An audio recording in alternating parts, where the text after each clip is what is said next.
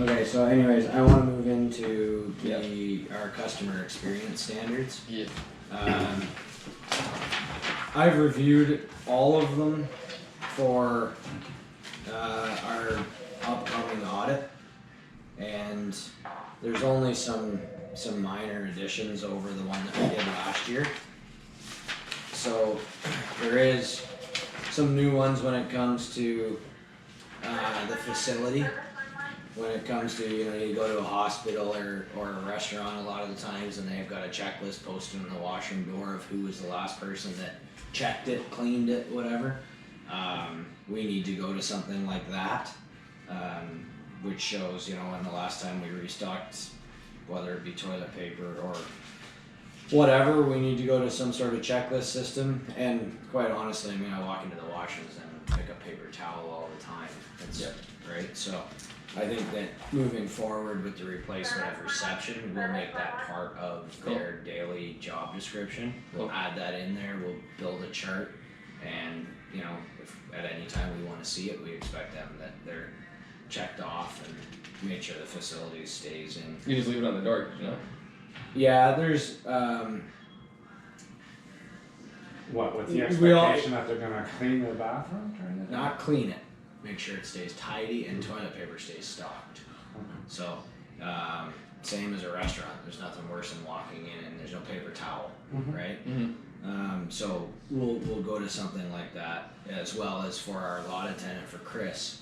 We need to make sure that there is some sort of checklist for, like a daily lot walk for garbage, weeds, whatever, to make sure that if we have a checklist like that they come in and say, yeah, we're good, whatever.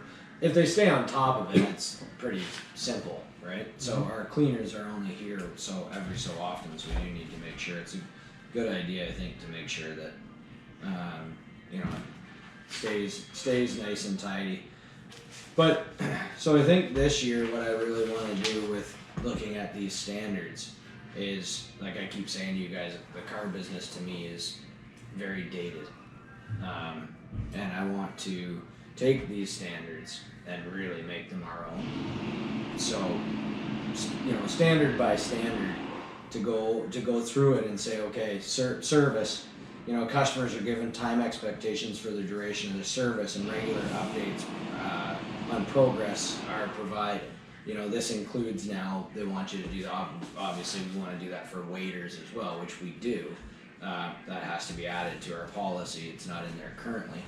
But what could we do, and what could we do to make that process our own and even better, right?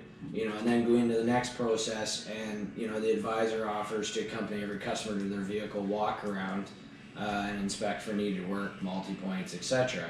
What could we do taking that policy and making it our own better experience? Does that mean that Jessica first offers to make the customer a coffee and bring them out on the walk around? Whatever it is.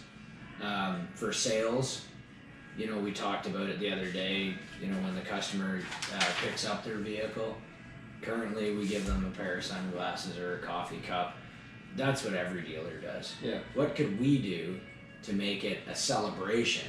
What could we do to make the customer walk into the place and go, oh my goodness, I freaking love this, right? Whether it's sitting in our new massage chair, whatever it is, right? Whether they can get their nails done while they wait in service, whether they can get a massage, I don't know. What are some of the things that, we could take each standard, all 25 of our policies for each department, the walk around, the phone calls, the way we welcome a customer into the showroom, what can we do to make it incredible? The car business has been the same for 100 years. It stinks. People don't enjoy walking into the dealership. There's nothing exciting about it. Can we pick up and deliver every customer's car? Can we buy a trailer like the group in Toronto or Carvana in the United States that has glass sides and deliver every customer's car to them and at their place of work where all their friends can see it?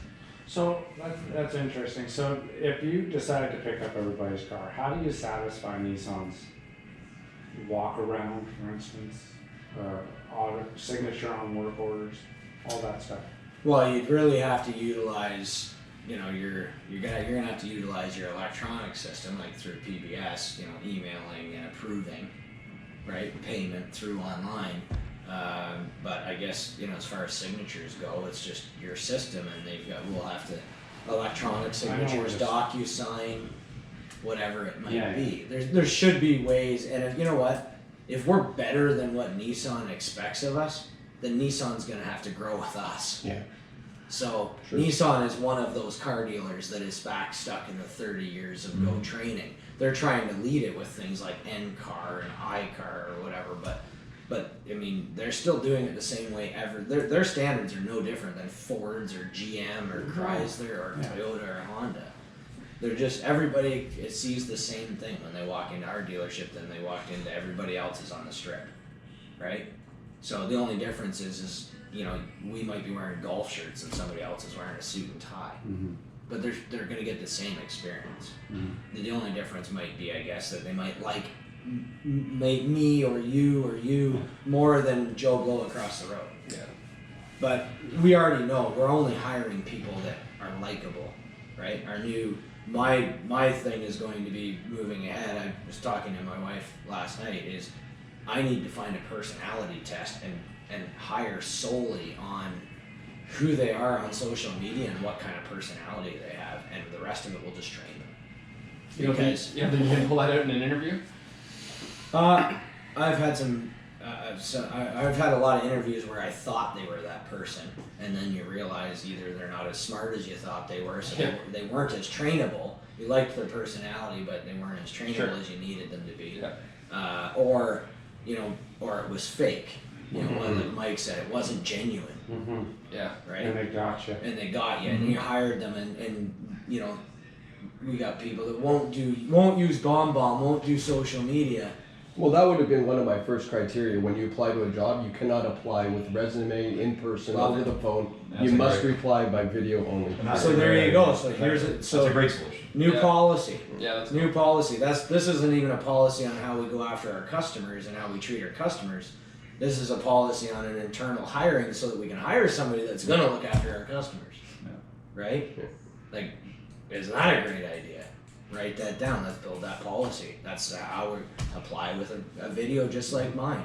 I'm gonna do a video. We're hiring a new receptionist. We're gonna do it right after this. very cool. I'm gonna do a video and say I expect your application to look just like this. Yeah. Show me who you are. Right? So that's a fantastic idea. Yeah. Love that. You take brother on it. Lumps coming to you. Yeah. I'll take them to McDonald's. Best idea. Best idea. $20. So, but anyways, this is what we're gonna start doing weekly. We're gonna start taking a couple of policies in our meetings, and we're gonna try and come up with brainstorming ideas. can We just come up ran with some into one great that I was ideas. I thinking. know we can. With we have the to be teams. cognizant of the time that it's going to take to pull these off while customers are here with. Understood. They Two have to advisors. be. They have to be Right. simple. Execution. They have. Yeah. It's all about execution. We can come up with fantastic ideas, but if we can't execute on them, then they won't make a difference. Ideas are cute. Yeah. So And start that's- thinking of them. You know, like the walkarounds, like the standard policies that. You know, there's a change in there this year too about there's supposed to be a post quality check by the advisor. That's always. Roger Linton called me. That's And always said, here's 3 things you need to be aware of. Yeah. Seeing, when's it coming? The 20th. Fuck, it's coming fast. Holy fuck. So, anyways. Yeah, next Wednesday. And you know what? Post quality to me, you know, is something, you know, like the customer that said just last week, you didn't clean my friggin' car.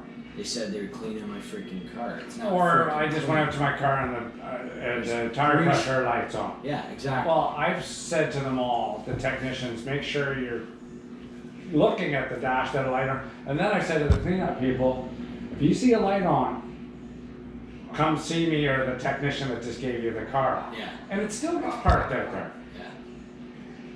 Yeah, so that's. I've already got 2 people looking for it. So, and you know what? I don't know. Maybe the light came on after they parked it, and Yeah. you went in and started it, and then the Or- light came on. Well, I think what's happening with us, because I just ran into this the other day, And I got thinking about it. We have to store winter tires in the shop, stored overnight, because they pulled them out of the back shed.